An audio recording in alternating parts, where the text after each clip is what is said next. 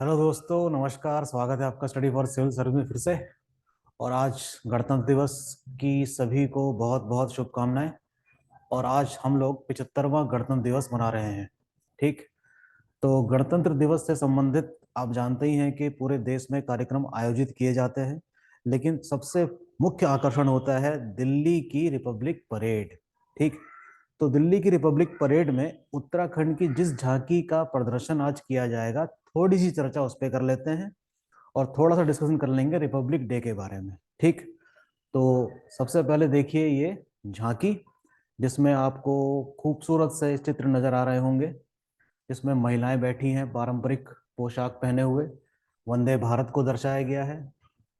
जो कभी अंतिम गांव हुआ करता था वो आज पहला गांव है माणा, उसको दिखाया गया है। रोपवे दिखाया गया है। होम स्टे दिखाया गया है। ठीक। तो इसमें कई सारी चीज़ों का प्रदर्शन किया गया है। यहाँ पर उगने वाली जो खास किस्म के जो पौधे हैं उनको भी दिखाया गया है। तो देखते हैं इस बार इसको कौन सा पुरस्कार मिलता है। पिछले बार 2023 में उत्तराखंड की झांकी को प्रथम पुरस्कार मिला था पूरे देश में। ठीक। तो इसी के बारे में थोड़ी सी चर्चा करते हैं। एग्जामिनेशन के लिए भी काफ़ी इंपॉर्टेंट है, क्योंकि जब हम ये सारी चीज़ें पढ़ रहे होंगे तो कुछ ऐसे टर्म्स आपको दिखाई देंगे जो एग्जामिनेशन पॉइंट्स ऑफ व्यू के लिए काफ़ी इंपॉर्टेंट है। ठीक है। तो शुरुआत करते हैं नरेंद्र मोदी जी के उस भाषण से जो उन्होंने पिछली बार केदारनाथ के दौरे में कही थी। उन्होंने कहा था कि केदार की धरती से 21वीं सदी के तीसरे दशक को उत्तराखंड का दशक बताया था प्रधानमंत्री नरेंद्र मोदी ने। ठीक। अच्छा, झांकी के संबंध में जानकारी देते हैं सूचना विभाग के संयुक्त निदेशक जो हैं के एस चौहान। और इस बार की जो थीम रखी गई है उस थीम का नाम है विकसित उत्तराखंड। ठीक, डेवलप्ड उत्तराखंड इस बार की थीम है झांकी में। ठीक है, जिसमें देखेंगे झांकी के अग्रभाग में कुमाऊनी महिलाओं को पारंपरिक वेशभूषा में स्वागत करते हुए दिखाया गया है, जैसा कि अभी मैंने आपको दिखाया। इसके अलावा राज्य के मोटे अनाज जैसे कि मंडुआ, झिंगोरा, रामदाना व कौड़ी के खेती का भी प्रदर्शन इस झांकी में किया गया है। Very important. और राज्य का जो पक्षी है मोनाल, उसको भी इस झांकी में दर्शाया गया है। ठीक। झांकी के मध्य भाग में होम स्टे को प्रदर्शित किया गया है। और ये क्या योजना है, इस संबंध में मैंने एक लेक्चर रिकॉर्ड किया था, आप देख सकते हैं। इस योजना से हजारों ग्रामीणों को रोजगार मिल रहा है। तो एग्जामिनेशन के लिए ये इंपॉर्टेंट हो जाता है काफी, ये होम स्टे योजना क्या है। ठीक। वेरी इंपॉर्टेंट, कब शुरू करी गई थी, क्या पर्पस है, ये सारी बातें आपको जाननी होंगी। ओके। तो these are very useful information for the examination as well. आगे बढ़ते हैं। देखिए, वर्ष 2023 में केंद्र सरकार ने उत्तराखंड के पिथौरागढ़ जिले के सरमौली गांव को सर्वश्रेष्ठ पर्यटन गांव घोषित किया था। अब देखिए कितनी इंपॉर्टेंट बात लिखी हुई है इसमें।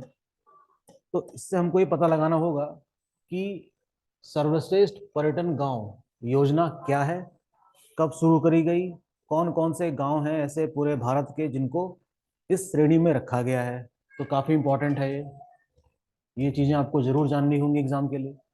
लखपति दीदी योजना का नाम आपने सुना होगा, उत्तराखंड सरकार की योजना है ये। राज्य की महिलाएं आत्मनिर्भर बन रही हैं। तो मौजूदा सरकार ने महिलाओं को भी कह सकते हैं कि उद्यमशीलता वाला जो तत्व है वो भी प्रदान करने की कोशिश करी है मौजूदा सरकार ने। स्वयं सहायता समूह भी कार्य कर रहे हैं, जिससे स्थानीय महिलाएं व सुंदर पहाड़ों में सौर ऊर्जा और मोबाइल टावर भी इस कह सकते हैं झांकी में दर्शाए गए हैं। और ये सारी योजनाएं बहुत ही सफलतापूर्वक राज्य में चल रही हैं। झांकी के अंतिम भाग में देखिए ऑल वेदर रोड को भी दर्शाया गया है। ऋषिकेश कर्णप्रयाग रेल परियोजना को दिखाया गया है इसमें। रोपवे दिखाया गया है जो कि अभी हमने चित्र में देखा था। भारत के प्रथम गांव माणा के लिए रोड कनेक्टिविटी को भी दर्शाया गया है। तो उतनी सी झांकी में इतनी सारी चीजें उसमें प्रदर्शित की गई हैं। ठीक। काफी इंपॉर्टेंट और काफी कह सकते हैं कि विविध चीजें दिखाई गई हैं इसमें। ठीक है। तो ये तो रहा उत्तराखंड का झांकी वाला प्रोग्राम जो आज कर्तव्य पथ में प्रदर्शित किया गया। अब थोड़ा सा हमें जानना होगा रिपब्लिक डे के बारे में। आप जानते ही हैं कि हमारा संविधान कब लागू होता है? 26 जनवरी 1950 से। तब से लेकर आज तक 75वां गणतंत्र दिवस आज की डेट में हम देख रहे हैं। तो फ्रॉम दिस डेट ऑनवर्ड्स, यानी कि 26 जनवरी 1950 से, हम देखते हैं कि भारत में रहने वाले जितने भी लोग थे वो स्वतः ही क्या बन जाते हैं? नागरिक। ठीक।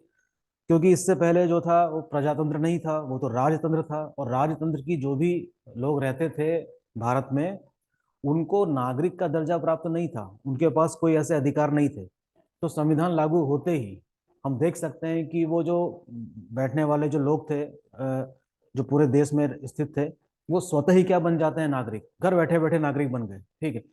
तो हर वर्ष हम 26 जनवरी को गणतंत्र दिवस मनाते हैं और उसी चीज की याद करते हैं जो कि 26 जनवरी 1950 में लागू हुई थी।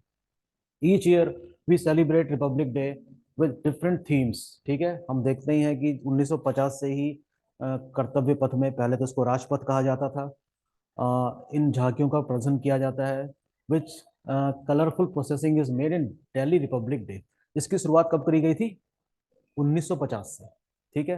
तो हर वर्ष इसको बहुत ही उत्साहपूर्वक लागू किया जाता है, मनाया जाता है पूरे देश में। और भारत में मनाया जाने वाला जो गणतंत्र दिवस है ये पूरे विश्व में प्रसिद्ध है। और हर साल हम जानते हैं कि कोई ना कोई राष्ट्र का अध्यक्ष मुख्य अतिथि होता है।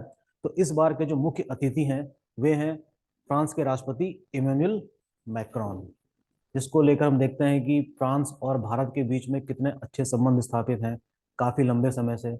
ग्लोबल वार्मिंग जैसे इश्यूज में भारत और फ्रांस एक मंच पर नजर आते हैं, है कि नहीं? तो उनका ये जो दौरा है, इसके संबंध में भारत और फ्रांस और भी नजदीक आएंगे।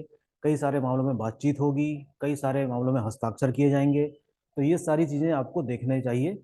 आने वाले दिनों में अखबारों में जो खबरें छपेंगी इसके संबंध में, वो आप जरूर पढ़िएगा। ठीक है। तो ये रहा आज का छोटा सा हमारा लेक्चर। तो एक बार फिर से उस झांकी को देख लेते हैं। ठीक, काफी खूबसूरत सी ये वे महिलाएं जो पारंपरिक पोशाक पहने हुए दर्शाई गई हैं। इसमें एप्रन चित्रकला को भी दिखाया गया है, वंदे भारत को भी दिखाया गया है, क्योंकि पहली वंदे भारत पिछले साल 25 मई देहरादून और दिल्ली के बीच में शुरू की गई थी। ठीक, याद होगा आपको। रोपवे को प्रदर्शित किया गया है। तो ये जो सारा जो प्रदर्शन किया गया है झांकी में, ये किस चीज को दिखा रहा है? एक विकसित उत्तराखंड को दिखा रहा है। इसीलिए इस बार की जो थीम रही वो क्या थी? विकसित उत्तराखंड। ठीक। तो इन्हीं चित्रों के साथ मैं आपको छोड़ता हूं और पुनः आपको गणतंत्र दिवस की बहुत बहुत शुभकामनाएं। मिलते हैं अगले लेक्चर में जल्दी ही। Thank you.